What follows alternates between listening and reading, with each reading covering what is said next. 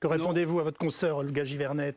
Déjà, je vais revenir sur ce qu'elle vient de dire. Mme Borne, la Première ministre, fait des 49.3 avant même les débats. Donc ne nous donnez pas des leçons de démocratie. C'est quelque chose qui est prévu par le règlement. On peut rejeter un texte s'il ne fait pas l'affaire. Et ce texte comme le 49.3. Mais comme le 49.3. C'est le fonctionnement de la Ve République. Le 49.3, mais à un moment, on va nous donner des leçons de débat quand le débat a déjà eu lieu en plus en commission des lois et que en commission des lois, malheureusement, il y a eu une union entre la NUPES et Renaissance pour détricoter totalement les avancées qu'il y avait eu au Sénat, des avancées vers plus de fermeté. Aujourd'hui, le texte ne répondait pas du tout aux attentes des Français qui attendent de la fermeté et c'est la raison du vote. C'était un vote contre le texte. Sauf que ce soir, l'union, elle est du RN avec la NUPES. Hein. Oui, mais en passant par les Républicains. Ça vous dérange pas, pardon, non. Thomas Ménage, ça vous dérange pas, cette alliance? Mais attendez, on n'a pas fait une alliance. C'est pas comme... Ça revient à ça, vous le savez.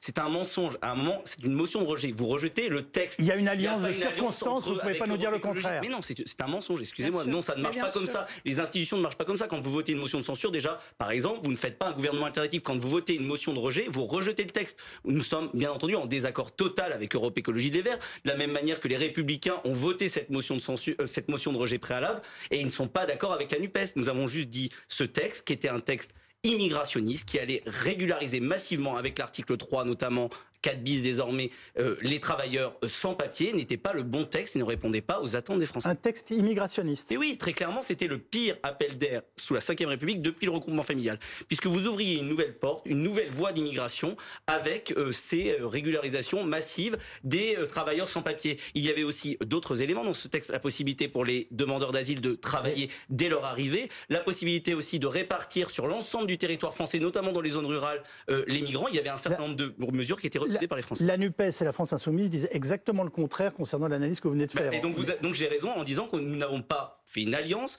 nous avions des raisons c'est habile, vous revenez en arrière. Non, mais je vous ai dit qu'il n'y avait pas d'alliance. Je vous l'ai dit, j'étais très clair, il n'y avait pas d'alliance.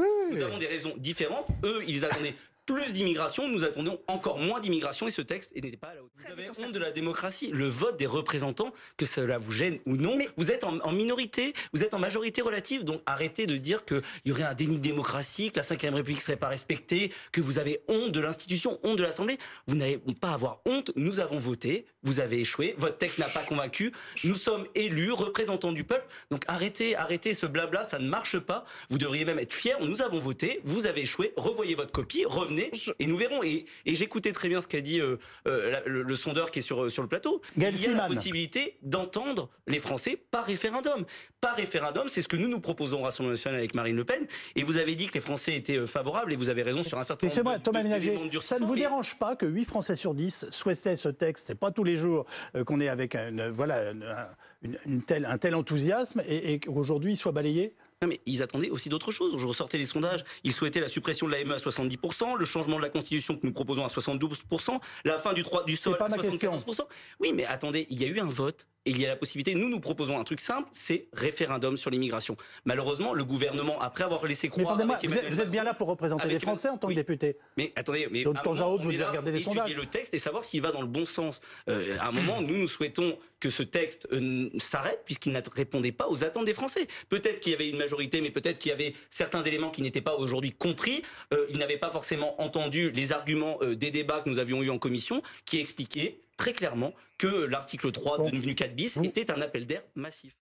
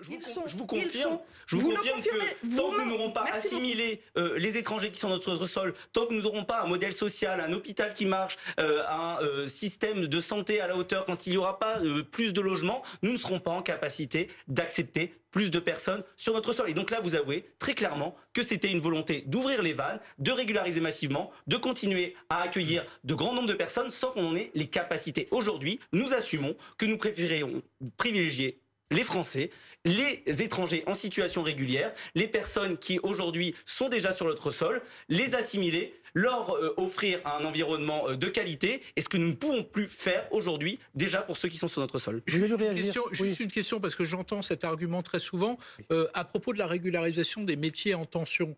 Vous parlez de régularisation massive. J'imagine du coup que vous aviez un chiffre. Vous saviez à combien de gens ça s'adressait? Alors il y a eu plusieurs chiffres qui ont été donnés. Alors il y a eu plusieurs chiffres, mais parce qu'on ne sait pas aujourd'hui les critères. Mais on ne sait pas. Mais vous ne savez pas les critères, mais vous dites massif. Parce qu'en fait c'était réglementaire. On allait définir la liste et les secteurs par le pouvoir réglementaire. C'est-à-dire que vous ne savez pas exactement quels seront les métiers en tension, quelles seront les zones en tension, donc on ne peut pas répondre. Donc vous ne savez pas, mais par contre vous êtes capable de dire que c'est massif. Mais on donne au gouvernement...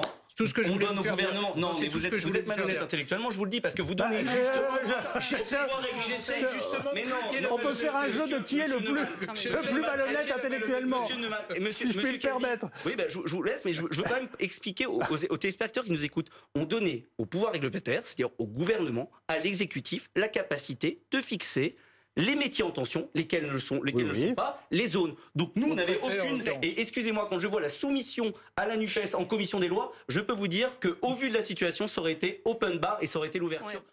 Il y avait des mesures qui allaient dans le bon sens, mais il y avait une majorité de dispositifs qui allaient à l'encontre de ce que nous souhaitions, ce que les Français souhaitent. Mais par contre, ce que me dit Mme Givernet m'étonne. Vous dites que vous voulez de la concertation avec les Français, vous voulez écouter les Français.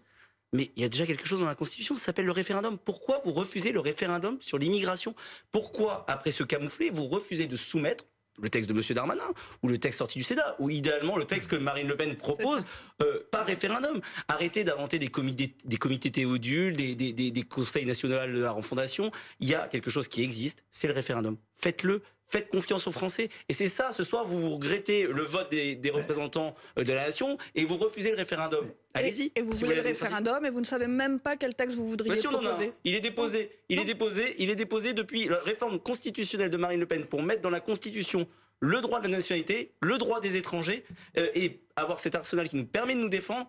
Et il est déposé depuis un certain nombre d'années, je crois depuis 2017, par Marine Le Pen, sur le bureau de l'Assemblée nationale. Je vous invite à le consulter à tous les Français.